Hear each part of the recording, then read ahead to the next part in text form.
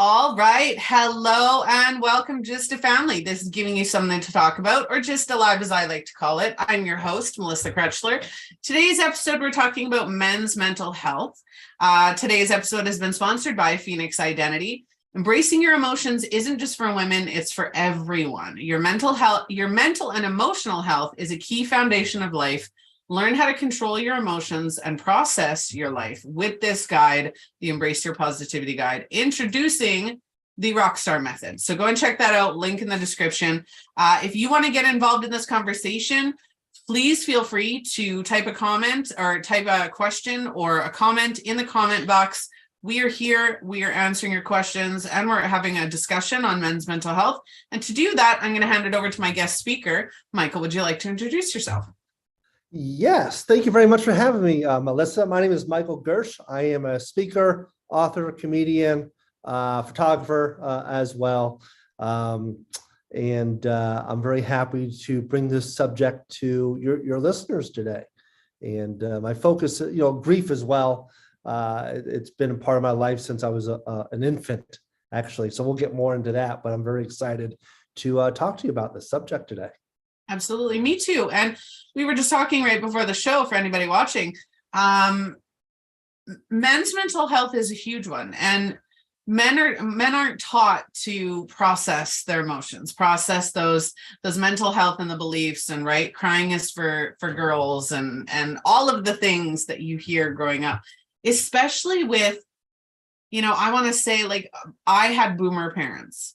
And it was kind of a figure it out, like I'm the F around and find out parent, where my parents were like, figure it out on your own.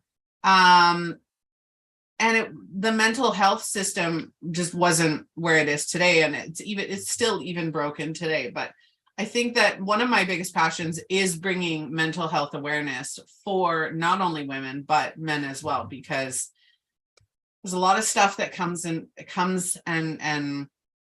play, is what I'm looking to say when we're talking about mental health, especially in men. So why don't you start? Would you like to start telling us a little bit about your story with mental health? Sure. When I was 8 weeks old, my family and I were hit by a drunk driver. My mom was killed in that car crash, and she was 28. For me, all my bones were broken. My skull was completely fractured from one side of my head to the other.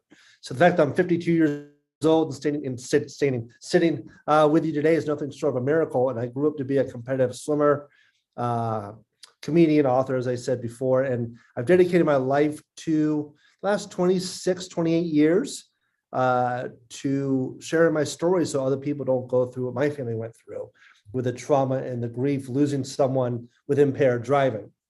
Couple of years ago, 5 years ago, my father passed away in January of 2018.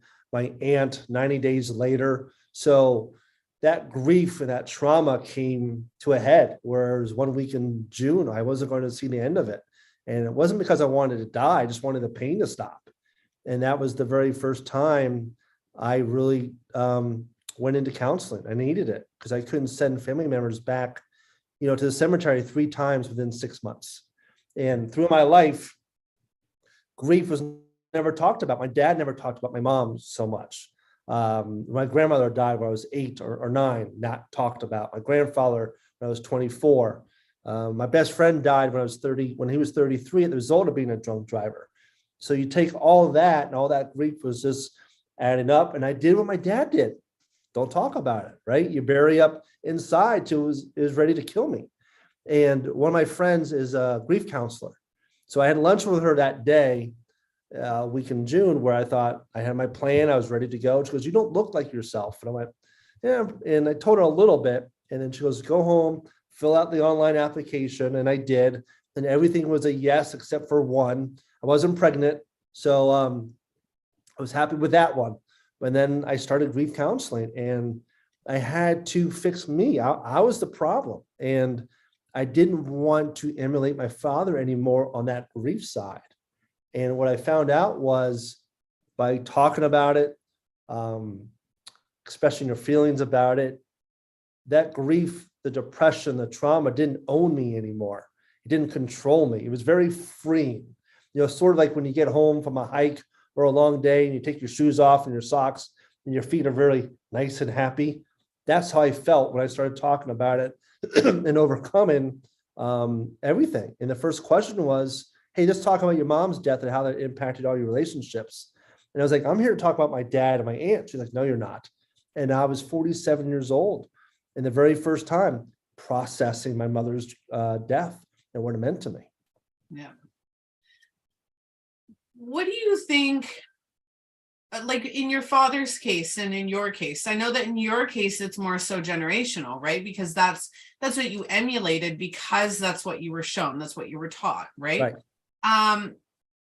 But like, do you think that for your father, that was generational, or do you think that just it's not taught, right? Again, we're not teaching people how to process all of those, even grief is a healthy emotion. Anger is a healthy emotion. People just don't see it that way, because what ends up happening is you become suffocated by that emotion because you don't know how to process it. You don't know how to say it. Like, I mean, if you go from, oh, I'm happy 1 second, how is it that this is to everybody? Okay, so I'm going to give you this crazy analogy. How is it that everybody can go through life and you get like this hyper insane happy moment where you're like, yay, and you're like screaming and crying because you're so happy, and then you don't process that emotion, but you do. You tell people I'm happy. You express it. You physically, energetically, you express it in every possible way, this happiness, right? And I'm not saying you need to go out in front of everybody and like start screaming and crying because you're mad and you're in grief, but you're expressing that happiness. So you go through, you express the happiness and you're processing it. This situation made me happy. I'm acknowledging that it made me happy. You know what I mean? Now I'm calm. Yeah, it does run the gamut of emotions, right? And I do think it's generational. My dad was born in the 40s and he was 30 at the time of the car crash. And it was, even when I was writing my book, still trying to talk to him was hard. And as a kid, you want him to volunteer stuff about my mom. And I didn't realize how tough it was until December 19th, 2012. He was in the hospital for a long time. He had Parkinson's, and this one year, I think he had MRSA and some other stuff. And he sent me and my brother an email saying on that day, that would have been my parents' 48th wedding anniversary. And even to that day, it was still too hard to talk about. So, but, not only was it generational, but also family-wise. My mom's name was never said in that house, for a year or two. And this is from, hearsay from other people. My brother and I were raised by a Jamaican woman. So Dolly, it was supposed to be a part-time job and turned into a lifetime. So we were blessed, even though you take the horrible situation of losing our mom, and her as a woman wasn't based on color, creed, or religion. It was about basic human need, and said, this family needs me. So she stepped in this motherhood role. And she even said that first year, my dad hardly talked. If she would approach my mom's name to like my grandparents, it was hushed out. So, I wonder if it's not only generational, but also, we're Jewish. So I don't know if it had anything to do with that too, in terms of what religion you are, or traditions that, how people talk about death and grief. But it needs, and you're right. I think we're doing a little bit better these days, but not so much, in terms of the grief area and how to, because everyone grieves, but everyone grieves differently, and it's doing it in a healthy way. What counseling allowed me to do was find the tools to allow me to grieve, a healthy way, go hiking, I got back into photography, and those type of things where I'm not self-medicating. Not to say it in a harmful way, depressions, all those things is very helpful if you need it, but also, I wasn't, drinking, put it that way, in an unhealthy way. So I was finding those things that will allow me to grieve, but also not kill myself, in terms of unhealthy way. So I know I'm a woman, but I'm a mental and emotional expert. So I'm going to throw this out there because I'd like you to confirm or disagree. Mm-hmm. Either way, I'm totally fine with. But, for men's mental health, when men are experiencing emotional trauma, whether that's grief, whether that's loss, whether that's anxiety, depression, panic, all whatever those heavy negative emotions are. They tend to gravitate towards self-medicating, whether that's drugs, alcohol, sex, working on cars, like whatever that looks like. They throw themselves completely and utterly into something that either removes or replaces the emotion that they're trying not to feel. But another one is almost instinctual, is anger. Yeah. There are a lot of men, and I look to this, and now physical violence is never okay in any scenario, and I don't agree with it. But at the same time, I want to express for anybody watching that a lot of the times when men struggle, even women, I've seen it in women as well, when you struggle with very heavy, very negative emotions, and you don't know how to process them, you don't know how to express them, they build and they grow, right? And that can lead to the depression, the self-medicating, the anxiety, the suicidal thoughts, all of that. But what else it can lead to is that anger, and that anger can transform into violence, into, trying to find control or power over absolutely anything in your life. But the only thing you can find that control or power over is somebody in a vulnerable position, or somebody that you love and care about. And that's where a lot of domestic violence comes into play. I'm not saying there aren't sociopaths who enjoy the aggression, but it's a control, right? So I wanted to throw that out there because that's something that I think people don't realize when it comes to domestic violence, is, or even bullies, right? There's grief and there's pain in there that they're struggling with. They don't know how to process it. I could see that happening because it's an outlet, and how do you channel that energy, right? You lash out. I know for me, when it hits me, my moods definitely changes, where I'm short-tempered, with people. And then afterwards you kind of go, man, I really shouldn't have said that to that person. Right. And yeah, we have to learn how to channel that energy. We can be anger, but that lashing out in terms of a physical way to other people, that's what we have to learn. That's where I think counseling is so great. One of the exercises we did was a beanbag throw, and threw it against a wall, and you're hearing that sound and just the motion that was great for me with some anger. So earlier I talked about my best friend who died as a result of being a drunk driver. I had a lot of anger towards him because it was almost like, how dare you do this to me? You knew my story and that you still drove drunk. So that really affected me. And then it wasn't until I did EMDR 2 or 3 years later, after that first initial, I worked on that, and in a healthy, non-anger way, let that anger go. Because I was like, why am I still angry? It's just all that energy I could be putting towards something else. I'm still stuck on his death and being mad at him. He's not going to come back. I can't face him. I can't, punch him in the head. So don't do that again. The anger was consuming me. And, Master Yoda says, anger leads to the dark side. I don't want that. So I think you're right in terms of how that energy is unfortunately, put on other people, where that domestic violence is there, or you hit people. That's not in my nature to do. And everyone's always a little bit different, so I know for me, short-tempered was definitely it.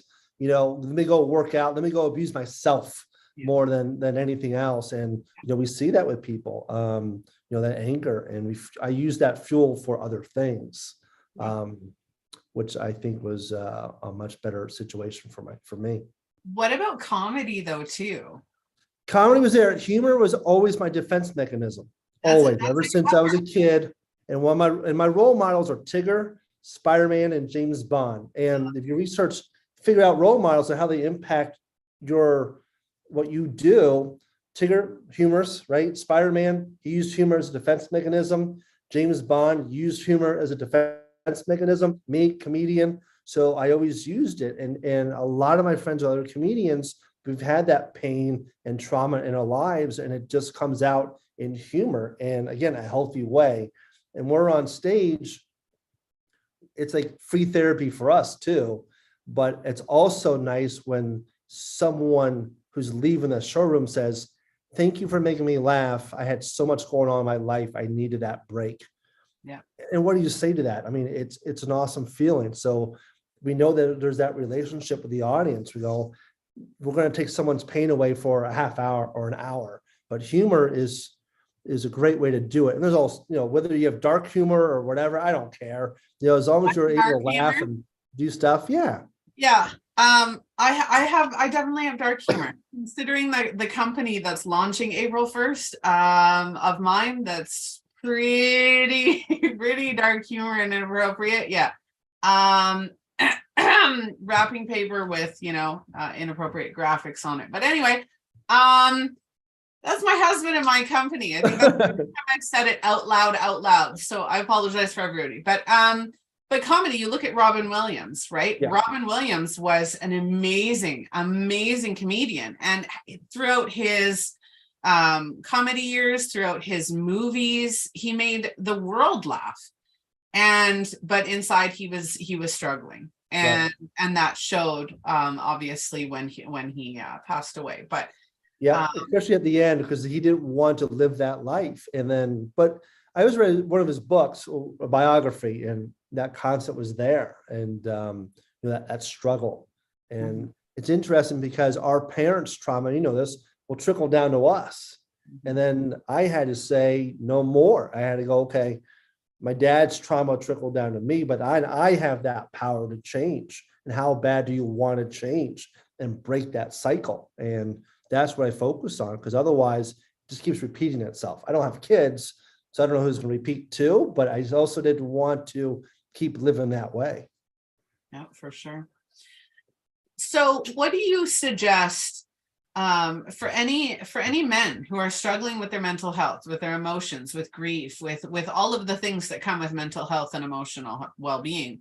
What do you suggest from your own experience and from your own work helping others? What do you suggest that they do to even just take that first step? Yeah, find someone you feel comfortable talking to. It's okay to be a burden to someone. And I learned that after people was reading my book and they go, be a burden to me. They didn't know how I was that week and that I had a plan. Speaking of Robin Williams, I was going to do that plan. That's what I had. And even though early in my life, I thought about it and those notions were there, it never was as close as it was then. So I would say to any men, find someone you feel comfortable with, go talk to. It could be clergy, rabbi, but counseling helps. Don't be afraid, because a sign of asking for help is a sign of strength. And in society, men are supposed to be strong. Well, if you want to be strong, go ask for help, because we can't always do it ourselves. And it's okay, because then, as I said earlier, instead of that controlling us, then we have that control over it. And it's very freeing, liberating. And then once you start talking about it, you realize it's not that bad of a deal, or big of a deal in terms of talking to someone. That pressure comes off our shoulders. And it's, so I never thought how freeing it was going to be until I actually did it. So for any men, it's quite okay. There's nothing to be afraid of. I think there's more to be afraid of if you don't go ask for help.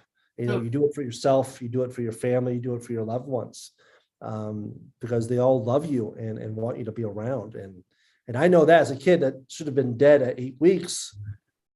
I also know my mom didn't do anything. So I think she sacrificed her life so I could live. And me doing something stupid would throw that, would destroy that. So you find those things that make you happy and that things that you're living for. Also, because that's important. I love that you said that, because I heard somebody say the other day, I don't want to be a burden to you. I feel like a burden to you. And that was amazingly powerful for me, that you just literally used that wording. So somebody who's already thinking, I don't want to be a burden to you, what would you speak directly to them? What would you say directly to that person? Look, be a burden, be a pain in someone's ass, right? Because that's better than the alternative. So, and your close friends, your dear friends, will always have your back. They'll never look down upon you for the emotional trauma that you're going for, because we want to help you. And I learned that with my friends too. It doesn't care how big or how small, whether it's a text, I'm feeling down or whatever. Your circle will always be there for you. And sometimes talking to a stranger, like a therapist is the way to go. But, talk to your wife, your girlfriend, because they all care about you. And the worst thing you can do is not then doing something, as we both know. And then we ask, oh, we didn't know they were that bad, or why didn't they ask for help when it's that easy? We see that with servicemen, military, police, firefighters, responders, where they're in that environment, and where they go, well, I'm fighting for the guy next to me. Well, the guy next to you wants you to be here, right? So again, get that assistance, where it's that stigmatism where it shouldn't be. Yeah. In terms of that, and that's the shame, and that's what we have to change in our culture too, right? So we're also fighting against that. But then I kind of go, I'm doing it for myself. Who cares what if people thought asking for help was weak? Well, it's strong, as you said, bullying, right? No shame in that. And I read a lot of Brene Brown's books about vulnerability and shame, and I go, why should I have shame in this? This is my life, and I want to be here, for the next day. Humor. I love that. My drug is hearing people laugh. And I wrote a list. What things would I miss if I killed myself?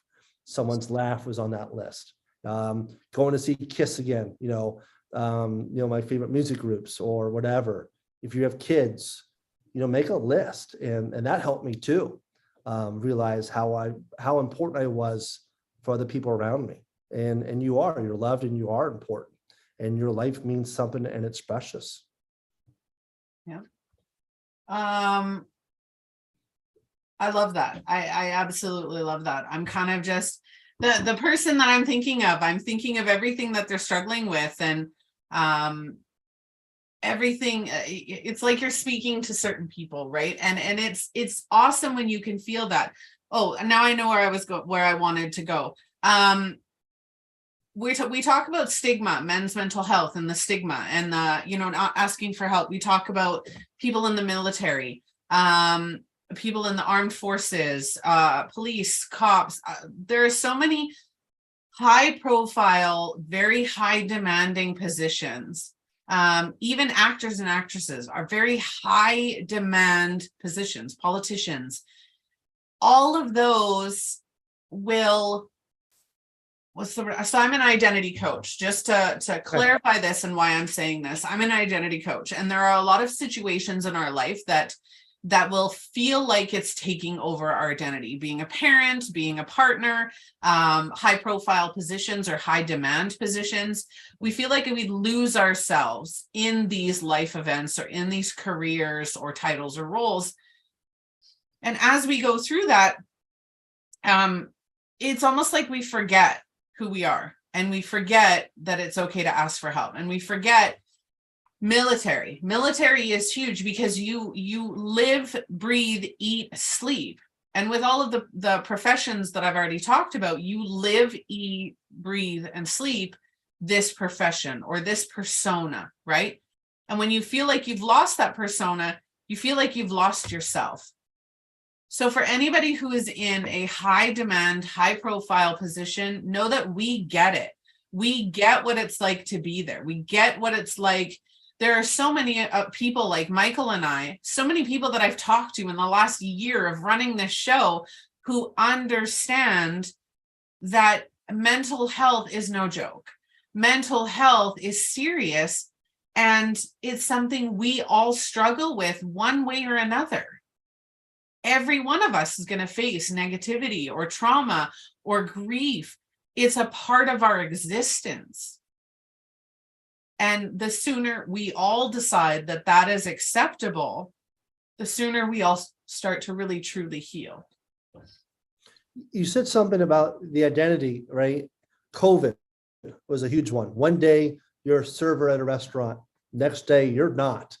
And how do you deal with that? I had to do that when I had to stop swimming due to injury. For 27 years, school and swimming, that was it. One day I woke up, I'm not a swimmer. Who am I? Yep.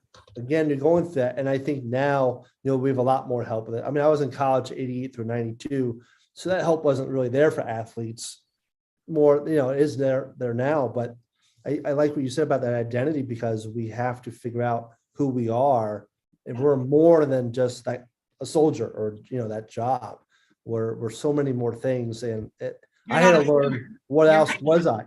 Yeah, I had to learn. Yeah. Look, I was a speaker for so long. Suddenly one day, all these shows are gone. Now who am I? And that was hard, because you miss that part of you. And it's like, okay, let me figure it right. You have to figure out, okay, now what? It's my profession, but is that who I am? Same thing through counseling. It took me 47 years to realize that I'm not just a victim and survivor of that drunk driving crash. I thought that's exactly who I am. I'm not that person. It's a part of me, but it's not all of me. And can you imagine if I went through that as a kid, that processing and stuff? Oh, they do it all the time. Yeah. Well, yeah. I know. Kids, like, people don't understand how hard kids have it.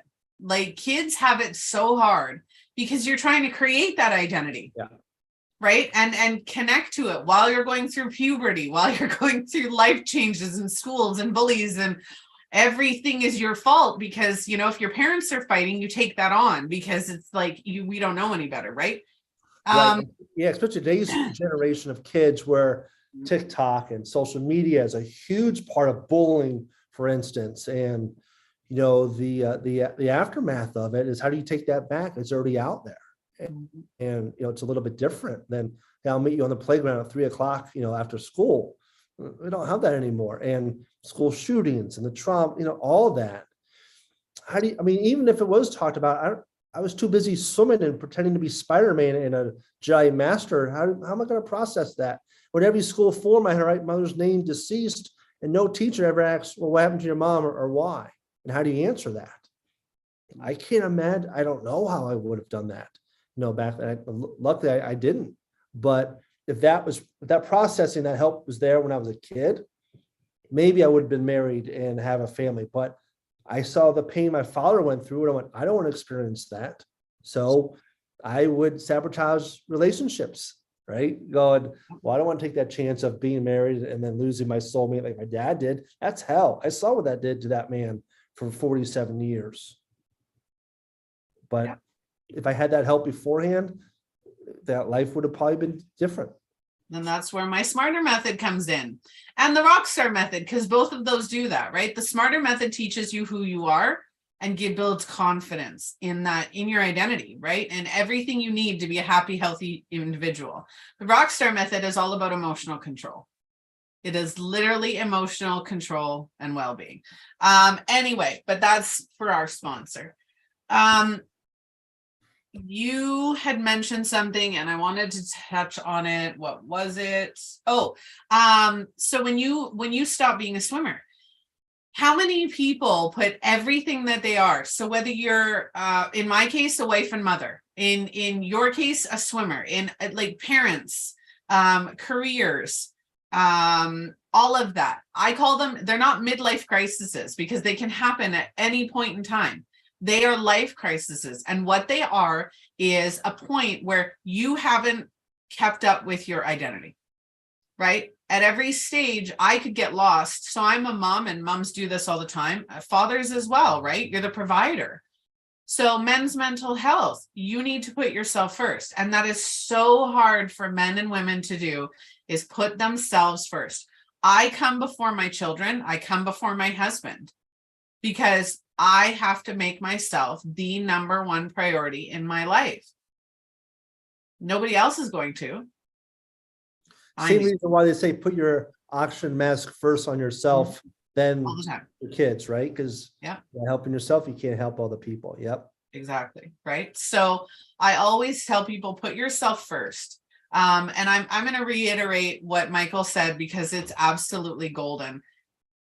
Let yourself be a burden, because to the people who love you, you are not a burden. The burden was to not have you. Yep. So, yeah. Is there anything else you'd like to add before we get going, Michael? No, I think we covered quite a bit in a short time. So I appreciate the opportunity for me to come on and hopefully help someone realize what we're trying to accomplish, for asking for help and living a nice longer life, and don't be afraid of it, because it eats you up. And that we talk about anger, right? And and you're right, that's one emotion of many, and the easiest, but find ways to channel that energy into a positive way more than anything else. Yep. All right. Well, if anybody would like to get in touch with Michael or myself, please do so. Link in the description of this episode. If you have any comments watching the replay, please feel free to reach out. If you'd like to be a guest speaker on the show, or a guest blogger, or a guest sponsor, if you want to see your name featured as our sponsor, or if you want to see a topic featured, please reach out to us at justalivetv.com. Michael, thank you so much for joining me today. Thanks for having me, Melissa. I appreciate it. Yeah. Fantastic episode. Well, probably one of my absolute favorites. So cool. Awesome. All right. Well, you have a great day. For everybody watching, I'm your host, Melissa Krechler. I hope you have a wonderful afternoon, morning, or evening, depending on when or where you're watching. Everybody, allow yourself to be a burden, in Michael's words, and make sure that you ask for help. You're important, and you deserve to be happy. So we love you. We all love you. Exactly. All right. Lots of love.